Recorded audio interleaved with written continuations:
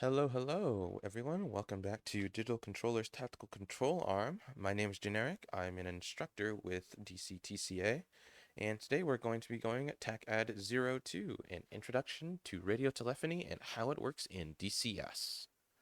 So, to get us started, let's go over the ICAO phonetic alphabet.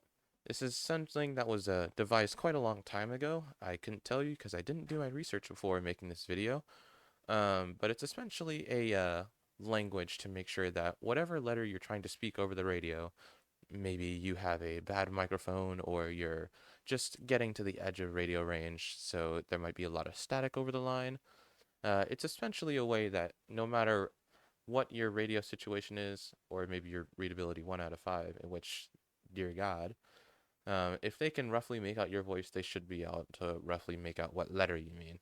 So they basically just devised the alphabet to make sure that India sounds a little bit different to Sierra because Y and I can sound very similar over the radio when there's a lot of static. So instead, they just devised these words to make sure that essentially nothing will be missed. But these are only the letters. Now we go into numbers. As we all know, numbers are somewhat hard to, I'd say somewhat hard to, what do you call it? Mix up on the radio, but there are a few things that we need to go over whether you want to pronounce each digit individually or as a whole number, say 320 rather than 320. In the case that we're doing every digit individually, it's usually around call signs, times, headings, IFF codes, and maybe an altimeter setting.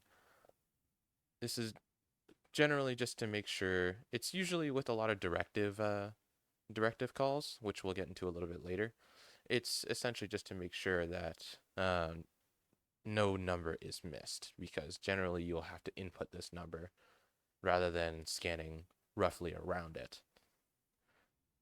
But in the case that we can do a whole number, it can be like altitude, like 16,000 feet, or pressure altitude, it could be 2992, just because you can sometimes get away with it. Ranges, usually that's with pointing your radar at something. And obviously your radar does not point directly where your TDC is, it scans roughly around it. And IFF codes in the case that it's something that everyone's already familiar with, or if it's quite a simple number like, I don't know, 25. Generally you can just get away with pronouncing the whole number. But more or less this is something that's up to the ACC or whatever publication that you're using off of. But I'm happy to show this to you as a rough reference. So some common procedure words. I'm not going to go through all of these with you. I would recommend you go ahead and screenshot them and maybe look into it a little bit. A lot of these words have been used in a lot of if you ever see them, the red flag recordings on YouTube. You can sometimes find a few of these lying around.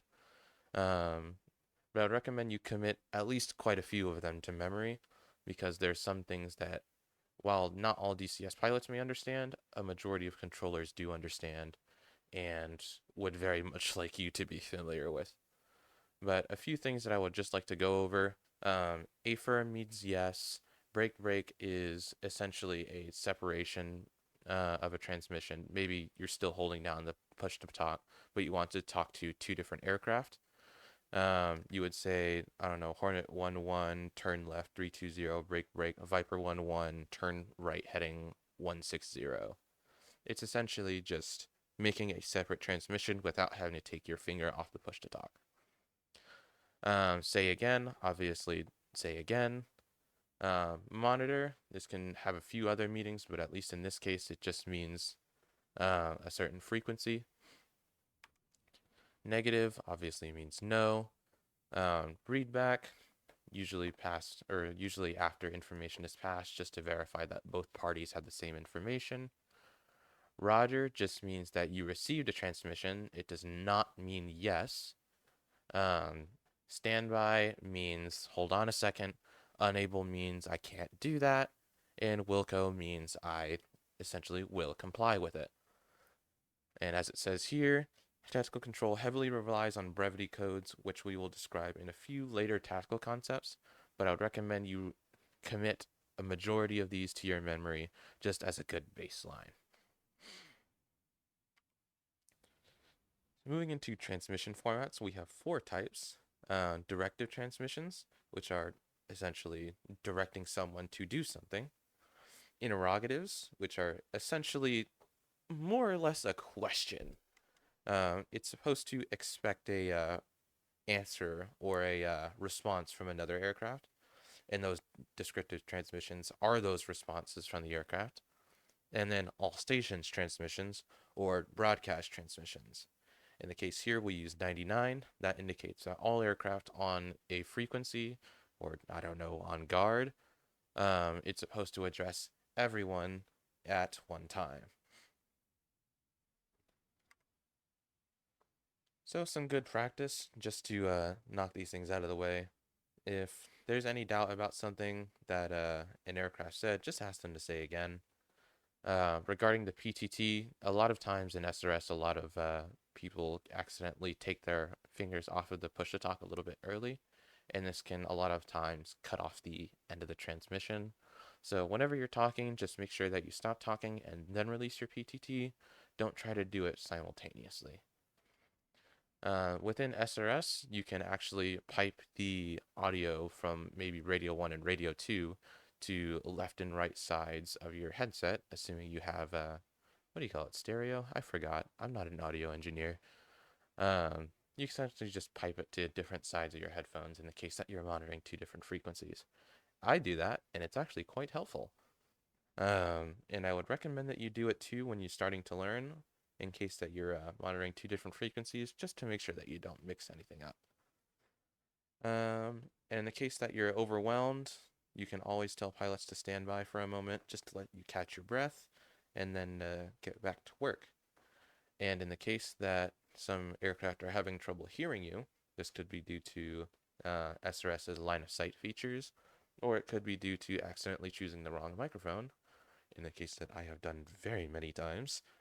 You can always request a radio check, and in the case that it comes out maybe 3x5 or 2x5, something like that, you can just go ahead and check your SRS settings to make sure that you have the right microphone selected. Especially if you have a webcam. Those webcam microphones are very bad. Anyways, so informal verbal examination. This is usually done in live, but I'm just going to pretend like there's people here. Nah, I'm just kidding. Let's go ahead and move on to TACAD-03. In the next video, we're going to be going over the different mission types and TAC-C2 services that are done by our wonderful TCA folk. This will be done in the next 5 minutes whenever I record the video, because I'm doing all three of these in the same night. I have too much free time on my hands. Anyways, I will see all of you in TACAD-03.